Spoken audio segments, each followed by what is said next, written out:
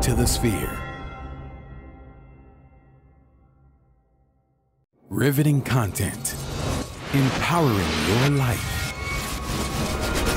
Well, this episode is sponsored by this Houston Housewives of Finance. For more information on increasing your cash flow, becoming your own money manager, and to schedule your complimentary personal finance strategy, contact the Houston Housewives of Finance today at 1-844-700-4463. Houston. The Sphere Network. Looking to advertise? Join the Sphere's vast demographic reach of thousands of people all over the world. Send an email today at advertise@thesphere.tv or call us at area code 832-772-7789. The Elite Dental Wellness. At Elite Dental Wellness, Dr. Ashandra Baptiste understands that one of the biggest obstacles is dental fear. The vision at Elite Dental Wellness is to ensure every patient is treated with respect, ultimate care, patience, and love. Call us today to make an appointment at area code 713-789-8680.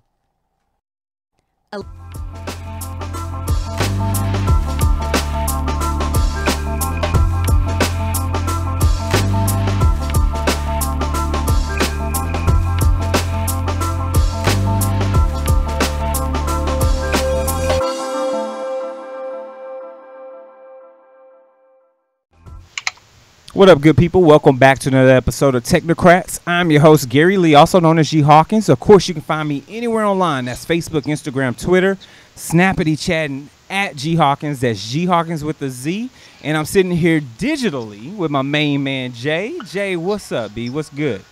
Oh, man, I'm doing good, bro. Another week, still in the trenches, still on the grind. But what's going on with you up in the studio? You know what it is. Just constantly, putting in work, making sure people are getting their digital trends, making sure people are getting all their weekly news, things that they need, and, of course, making sure people have the opportunity to bring their stories to life here at the Sphere. So anybody who's watching us right now, if you're interested in podcasting, let us know. Shoot us an email over to podcast@thesphere.tv, or you can hit us up on the website at thesphere.tv/start podcasting. But, of course, Jay, it's about that time to hop into the things we need to hop into, because we like to be the ins and outs of any digital space or medium that you're thinking about hopping into. Come to us first so we can break it down for you, so we can talk the lingo for you, put it into layman's terms. That way you're making the best decisions about technology when it comes to your financial well-being, because we don't want to see you spending the wrong money or investing in the wrong area.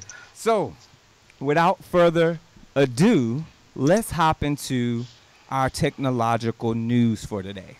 So, in the news, first thing that's going to come up is good old Amazon. Now, Amazon's doing something really, really cool, which, to me, I would be a little skeptical and questionable. And I've heard a lot of things about Amazon lately when it comes to the financial services market, Jay. I don't know about you, but I've been hearing about them wanting their own digital currency. So bringing this particular article to the table speaks to that. And that's Amazon wanting to create or control or give you access to an online bank account. Jay, what's going on with this right now, my man? Well, the world's largest retailer is back at it again. What they are trying to do is keep everyone inside the ecosystem. As we talk about on Technocrats, we're always talking about getting out a good product, and not just one good product, but getting a good portfolio of products to where your consumers and customers will want to stay inside your ecosystem. And Amazon has found a way to do it again. Originally just took over the shopping and food produce industry. And also, we know they have a lot of things in the clothing and apparel. And now they're trying to get millions of subscribers to say, hey, look, especially you youngsters out there, if you want to get a checking account, we can help you get establish a checking account, and we can give you some credit, and we can get you shopping on our sites right away. Now, so here's the thing. First, I laugh, I chuckle a little bit at this situation, because I see Amazon trying to this is old school Apple tactics, right? This is, if I can keep you in my ecosystem, I'm going to give you a bank account. I'm going to give you a little perk on anything you buy on Amazon through this bank account.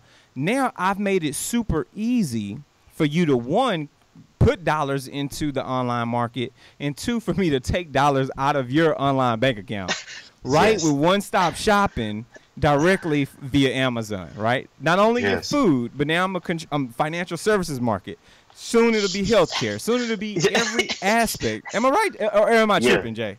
Yeah, that's it. They are dipping their hands in everything. Yeah, and I don't know if this is part of Jeff Bezos's overall roadmap of technology. I don't know if this is something he shared with his shareholders. For full transparency, I'm not a shareholder of Amazon, AMZN. However, they're up 50% in the last 9 months, right? So they're obviously moving in the right direction when it comes to the choices that they're making. But I wonder if this, coupled with their new purchase of Ring, I know we hadn't talked about this, but for those that are tuned in right now, you sit on your couch, you're watching this from an Apple TV. Amazon has purchased Ring on the back end. So that was their play into allowing your front door to be opened by a UPS driver, by someone from FedEx, to be able to drop those packages in your home to obviously cut down on theft. But I'm a bit concerned because it feels like they're biting off a little bit more than what they could possibly chew by now wanting to hop directly into financial services. And we still haven't gotten a finished product when it comes to the grocery store. I want an Amazon Go by the crib. I mean, come on, B. We there is a what was that? Whole Foods that's right there off of Kirkwood or Dairy Ashford and Westheimer. I'm 8 minutes from that. If that was an Amazon Go, now I can see y'all are really moving forward. But now y'all hopping financial, I'm lost, Shay. Yes. So, like I say, they got some big major players. One article from Wall Street Journal made it seem like they are having the talks with Chase Bank and some other big players and some people who don't want to be announced at this time, honestly, who they're partnering with, to do this financial sector part of their business. But they realize that it's going to help make the whole experience for the customer to be seamless, and it's going to add value. And I think about it like this, that with them being with the customer having to have a minimum amount kept in their bank account, it's going to help them to draw interest. Okay. And also, too, it may be some type of fees for doing service transactions. So this is a win-win for Amazon. But I think this is all part of a bigger picture, though, Gary. Talk to me. Okay, you mentioned the Ring deal. Yeah. Getting into the home. Okay, they already had an Amazon Alexa. They had the type of peripherals you can leverage to tie into computer systems. They had all type of tablets and the readers and things such as that. Okay. But one thing we got to remember, they have the largest artificial intelligence and cloud storage systems. Speak on it, AWS. Yes. Okay, we use it now for the Sphere. Yeah. So, yeah. Yes, and it just got revealed that Apple's been using it for the iCloud. Yep, and they moved away from Microsoft Azure. Yes, and to me that makes sense, and that's why it's Goliath, and I don't even want to just say it, but antitrust, that starts to come into play, right? Because as companies get bigger, FCC starts to look at them and say, hey, you're offering so many services and tying up so many millions of people that it becomes questionable. Should we start to break this company up into smaller subsidiaries? Okay, right. That's it. Exactly. Because when you think about it, how you have Visa, Master, you can accept those merchants around the world. Sure. Okay. Amazon with the Amazon Go. We talked about how we would be surprised if we saw Amazon Go partnering with a gas station like a ExxonMobil or Shell, right? Yep. Okay. So they got everything for the home. They have the electronics. They have the stuff for doing the online shopping. And they got the information systems, the supercomputing, and the power of the cloud behind them. Okay, so they can process all these devices they sold to everyone. Now they're getting the financial and the healthcare industry. They can make it totally to where they can position themselves in the next 5 to 10 years where they are the most dominant people on the block in everything. And that their currency is gold, working with them.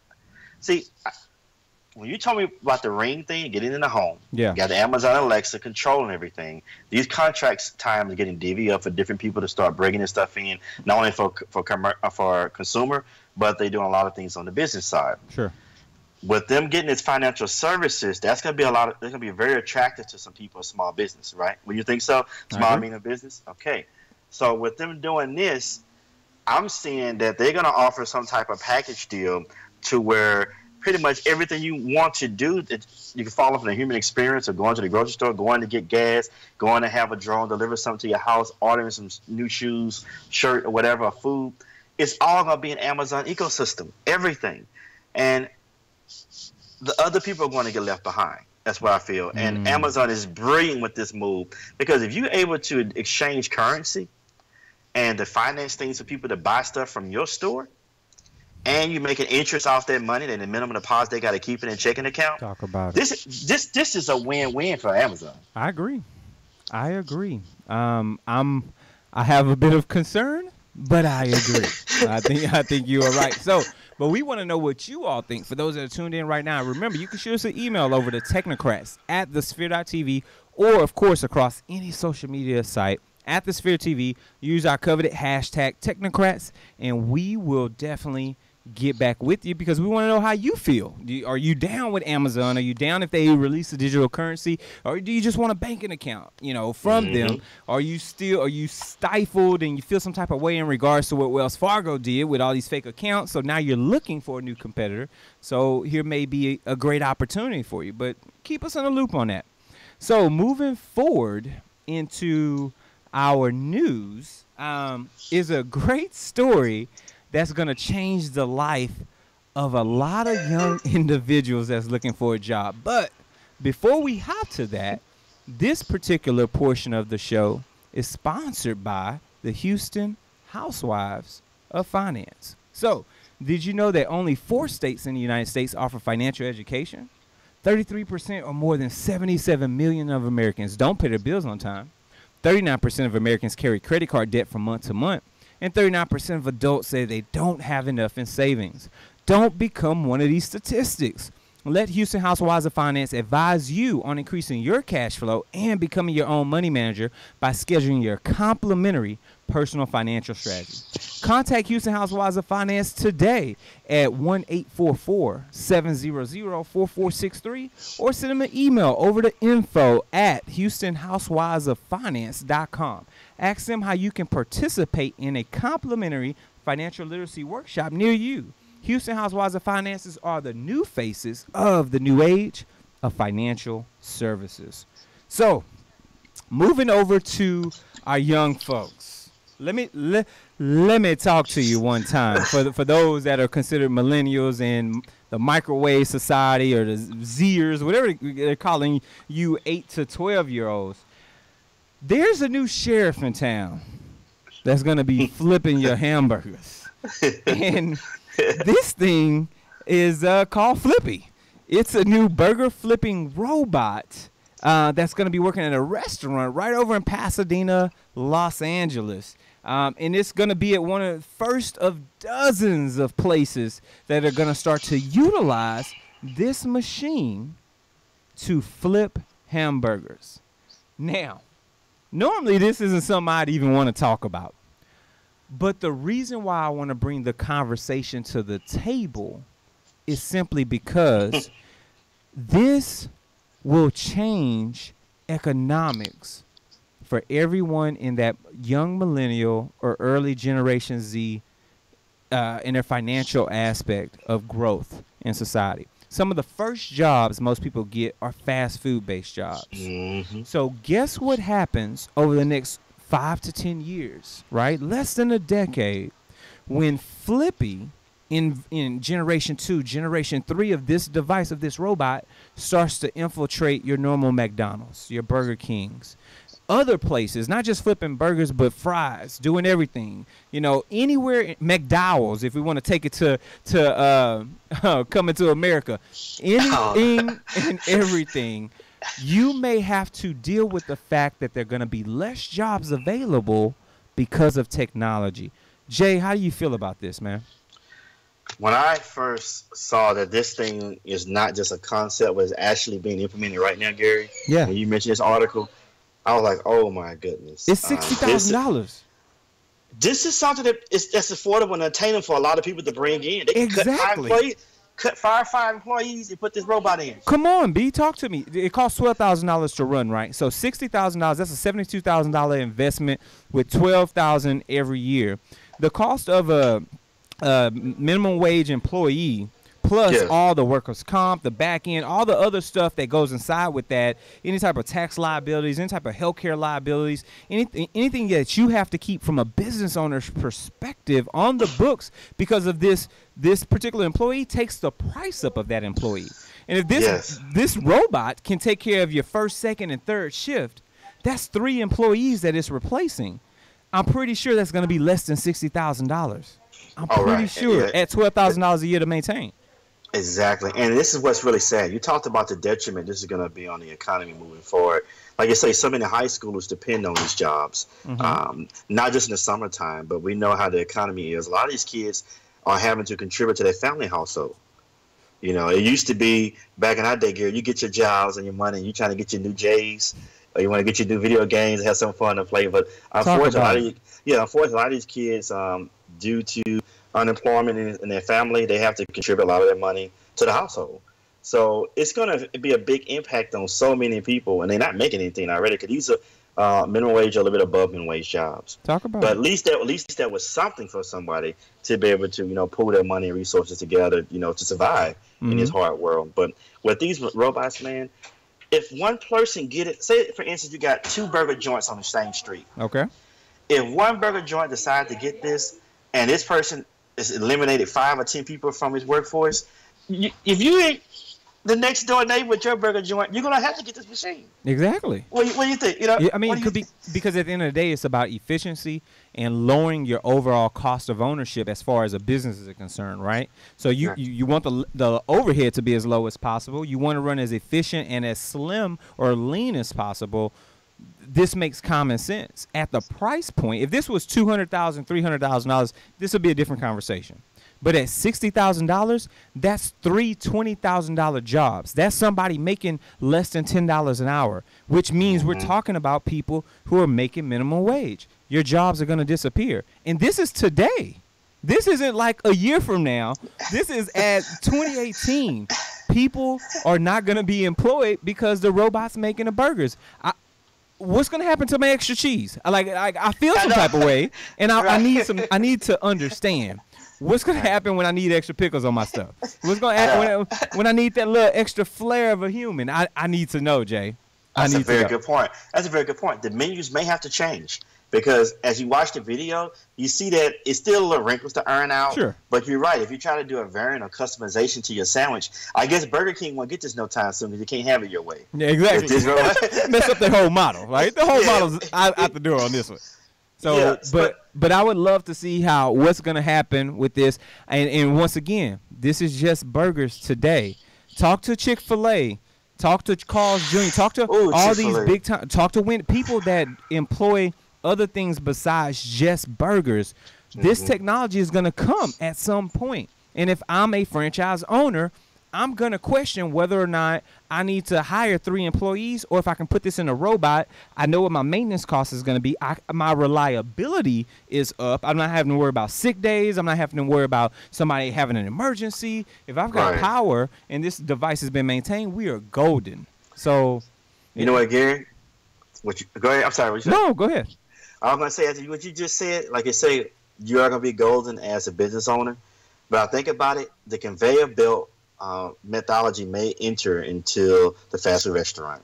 With these robots being this advanced, it's probably not need anybody to serve anything because the robots will pick and pull your orders. Like if they got this in factories and order pullers for logistics and going around on conveyor belts and things, droids doing that, why not sit inside of their fast food restaurant? And now seeing this thing actually cook a burger. Yeah. Just put on a conveyor belt, it come out to the customer. You feed an order, you don't have no interaction with anybody, and you ain't paying anything but utilities. Exactly. And people are going to flock to this. I'm talking customers, right? Are going to flock to this simply to first see it, right? So the excitement of, oh, man, did you know that those burgers came out on a conveyor belt over at Carl's Jr. or over at, this McDonald's over here in California, whatever the case is, this In-N-Out burger, since In-N-Out is big in Cali. So I expect that to happen at some point. I think you're spot on with that. And they're already doing it over in China right now. We had that conversation. So, they're delivering foods on conveyor belts. So We want to know what you all think. For those that are tuned in right now via Facebook Live, remember, we only shoot for the first 15, 20 minutes of the show. So guess what, folks? We've got to cut it right here. But you can subscribe. So head over to the sphere.tv/Technocrats, and we've got options for you. You can find us on iTunes, Google Play, SoundCloud, YouTube, Stitcher, Spreaker, and, of course, iHeartRadio. And while you're at any of those platforms or locations, make sure you give us the constructive criticism to help build a better show for you. Give us those ratings, those stars, those hearts. Let us know how we're doing. And at the same time, share it out. Share with your family, your friends. Share with your colleagues. Share with your loved ones. Share with your haters. Share with anyone and everyone, because they need to know where you can get your tech news that you can use. And last but not least, while you're here, sow a seed. Go to sphere.tv/donate. We've got a couple of donation options. You can do a single-based donation right on the website, or you can donate via Patreon and get exclusive content from us on Technocrats. So, without further ado, Facebook Livers, we love you, we support you, we thank you, and make sure you tune in right here at the Sphere. So, Jay, keeping this party going, let's pivot our topic and go into one of our other great segments. And for those that are tuned in right now, this particular segment is called Digital Trends. So our digital trends are where we like to discuss things that are coming down the pipe that you've been familiar with. We're talking about the newest and the hotness in technology that you've kind of seen slowly growing and bubbling up, things that you've kind of got into over time, but are starting to become the best of the best. One of those things that we often talk about on this show is good old Elon Musk and what he's done in the electric car industry. One of the biggest releases back in 2008, 10 years ago, was his Roadster, right? This was the prototype vehicle or proof of concept that could do 200 miles on a full charge. First time ever, at least first time commercially available. We moved from that to a sedan, the Model S, that could do 200 to 300 miles at about half the price point of the Roadster. And then, of course, he released the Model X, which was the SUV. And then comes the newest edition that he released, which was the Model 3. And guess what? Even though they've had some production issues over the last couple of months, obviously things not moving as fast as they would like, it looks like the Model 3 is winning out amongst the rest of the competition.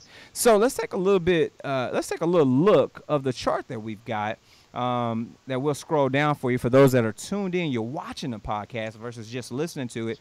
We've got a list of your Tesla Model 3s versus your next runner-up, obviously, is your Toyota Prius. Then within the same family, you've got the Model S and X, and then the Chevy Bolt. Now, you've got a lot of other vehicles below that, including your Leaf, your Volts, the i3 from BMW, your e-Golfs. But this goes to show you, Jay, that one, adoption is fast. People want this vehicle. They have 400,000 reservation holders. And obviously orders are starting to come in. I got an email a couple of weeks ago because I had a reservation. They said the vehicle could be ready in 4 weeks, which shocked me because the Model S took 3 months at prime production time. So they're literally cutting these vehicles out. But it's really putting a damper on some of these other vehicles in the competition. Do you think that we are literally at the end of the oil industry's push?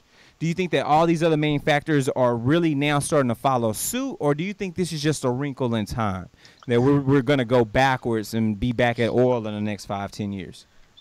I think oil and gas is pretty much done for in the automotive industry. But I think if you don't feel that way, if you are in the automotive game, if you're not able to introduce your next lineup in 2019, your top 3 vehicles are not fully electric, it's game over for you.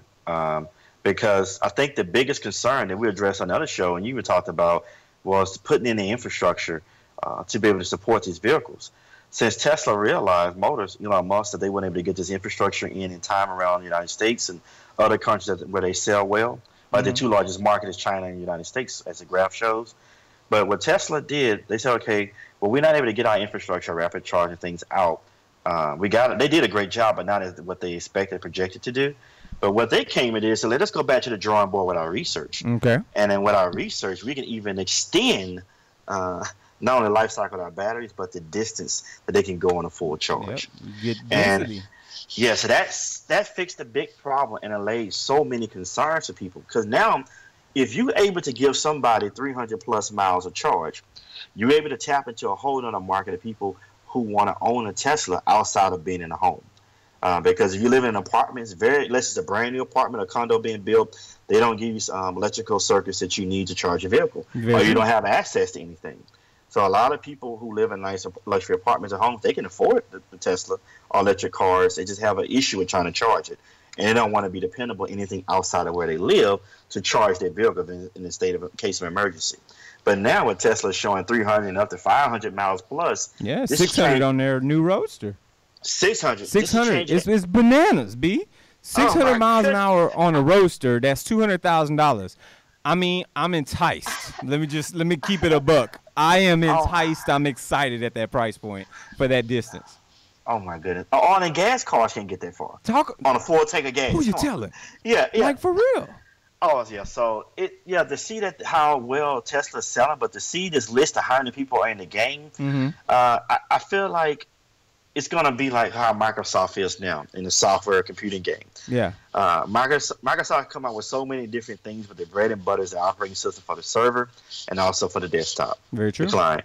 And everybody enters and come in and have a little competition with Linux, whatever, but they still are the pinnacle. They're at the top. So I feel like Tesla's gonna always be there, not just because they came up first, but the way they innovate and the way they address the issues of the people who invest in them. No other company have I ever seen go back to the drawing board or try to find a way to implement what the consumers want to have in their technology and experience for them. Tesla's like the only company I know that really listens to people who invest in them. I totally agree. I remember the tweets Elon Musk was responding to every time someone had an issue. Boom, he's up. And we're talking CEO of the company. He's responding to customers saying, hey, no, we're going to fix this. Hey, no, that's going to go back into design. We're going to modify the trunk. This is not going to be the way it's going to look. Or implementing things as people have complaints in production, right? So you've got a car, something's wrong. Okay, we're going to implement a resolution, or we're going to push an over-the-air fix, or update for your vehicle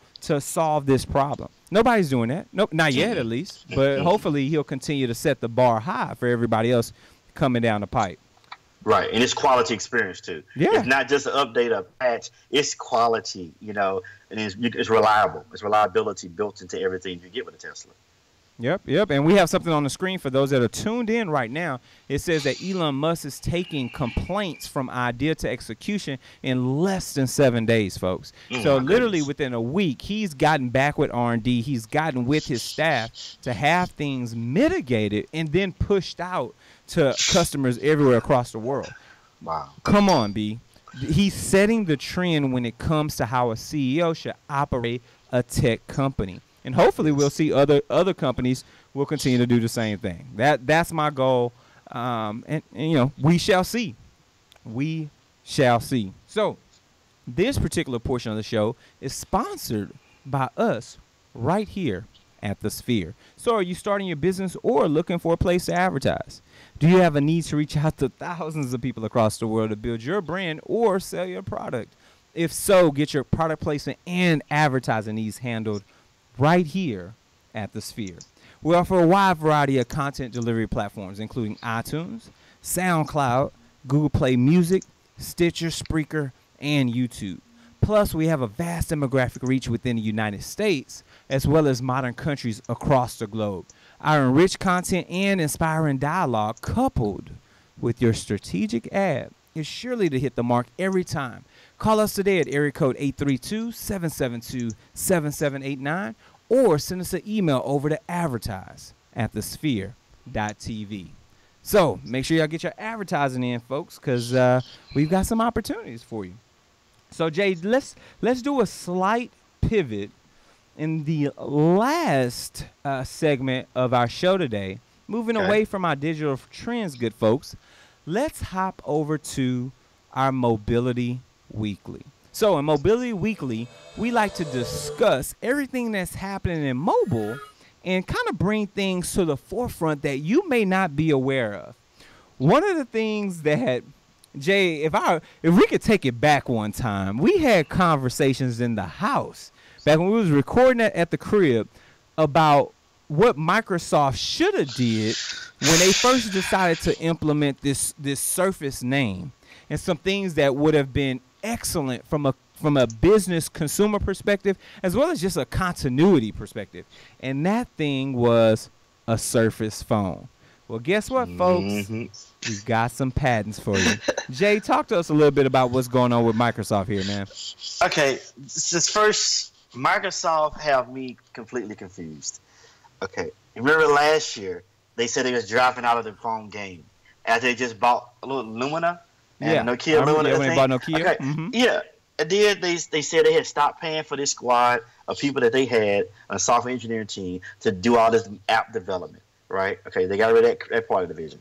Now they coming back into the game. They got the banana phone that was like in the Matrix for Nokia. Yeah. Then they got a new Lumina phone I saw in the store now. Okay, now they coming out with the Surface phone, like you talked about almost 2 years ago, that they should have done to be able to compete with the Google phones and the iPhones. I think this right here is a beautiful device, and I think that it's still not too late. But the biggest thing that's going to be that can bring detriment to Microsoft is that they need to ramp up their app development. If the apps are not there, speak on it, Jay. If the apps are not there, it's over. I feel like he needs to go. The CEO of Microsoft needs to say, "Look, let's go to universities. Let's get these kids who are majoring in computer science. Let's each give them that school $250,000, top 3 or 4 students. Each of you all work with these people, developers, and make apps for us.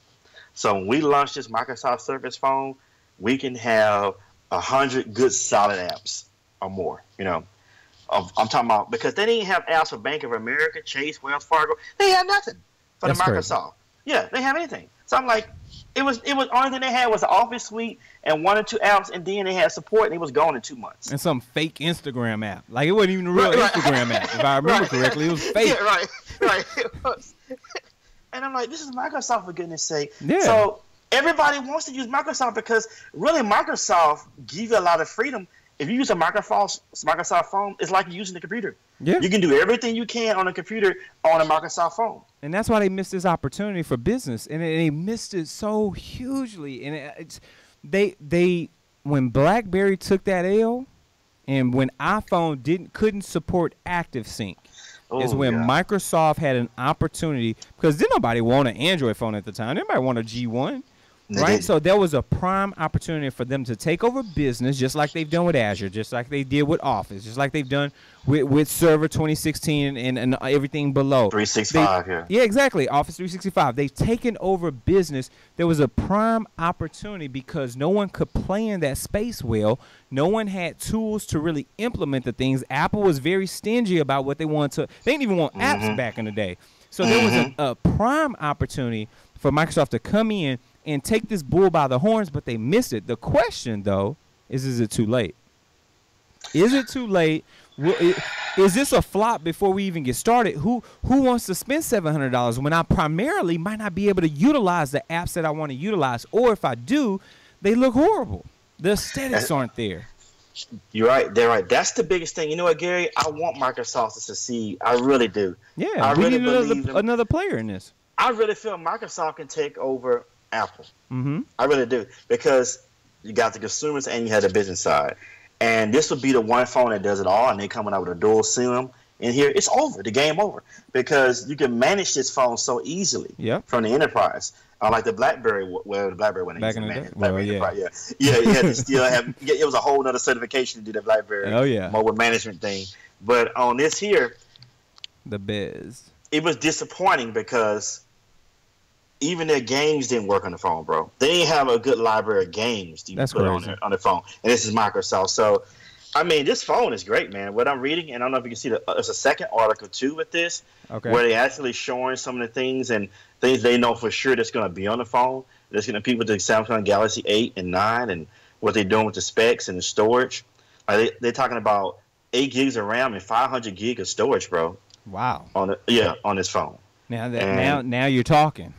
Okay. Yeah, now you're talking. Because Yeah. that's gonna speak volumes to the right person. And here's the thing. The UI ain't that bad. Like, I've used Microsoft's OS. The UI is not that. It's kind of intuitive and it works. It's more simplistic in some aspects. The problem was, like you mentioned earlier, the App Store. You've got no ecosystem for the buy-in. And if you don't have the buy-in, people aren't buying. Like, it's just not going to happen.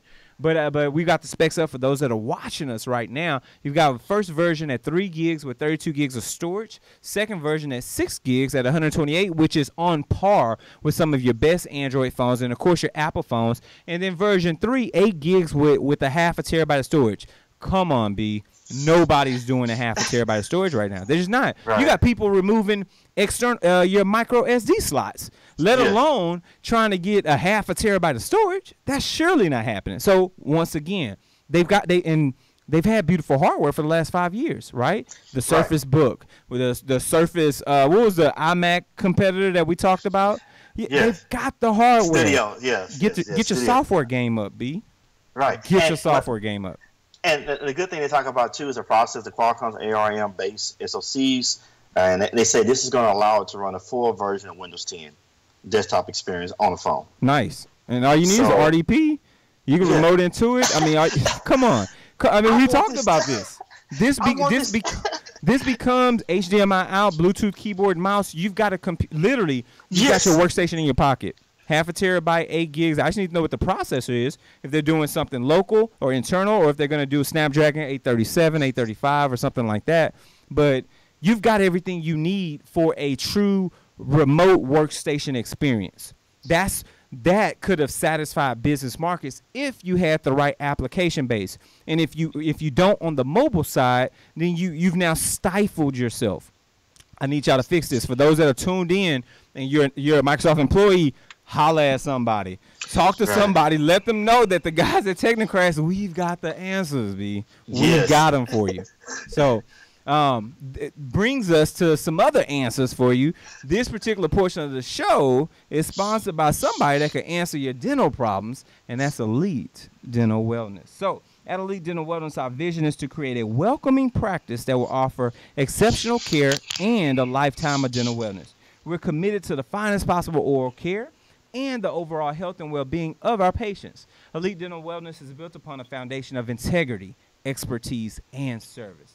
Through our commitment to modern dentistry, continuing education, and friendly atmosphere, we strive to make our patients feel that they're a part of our family. Dentistry can be scary, daunting, and uncomfortable, but Dr. Batiste and her team work tirelessly to ensure your comfort. Make your appointment today with Dr. Chandra Batiste at Elite Dental Wellness by calling 713-789-8680. And if you say the Sphere, you receive 10% off that dental treatment. So that could be a whole lot of coins going back in your pocket. Jay, this has been another tremendous show, man. We're dropping gem after gem. I hope the people are picking this up, man. I hope that they're understanding. And I can't wait until next week, because I would love to see what the follow-up is going to be in the reception, especially coming out of the Mobile World Conference, which I think is ending this week. So we should have a lot more on the Mobility Weekly next week, and maybe we'll get some more insight on this mobile phone. We'll see. Yes. I'm looking forward to that. Yeah. Good deal. So once again, good brother, I appreciate you here on Technocrats. Couldn't have this without you. Please give all the good people that are tuned in your social media info. Hey, continue to reach out. Hit me up at AstroTesla80 on both Twitter and Instagram. That's where it is. And, of course, if you need to reach me anywhere online, Facebook, Instagram, Twitter, Snapchat, at G Hawkins. That's G Hawkins with the Z. Feel free to reach us here at the show. Shoot an email, technocrats@thesphere.tv, or hit us up across all social media platforms at the Sphere TV. Use our hashtag Technocrats, and we will get with you. This has been another great episode. We will see you all next time. Take care.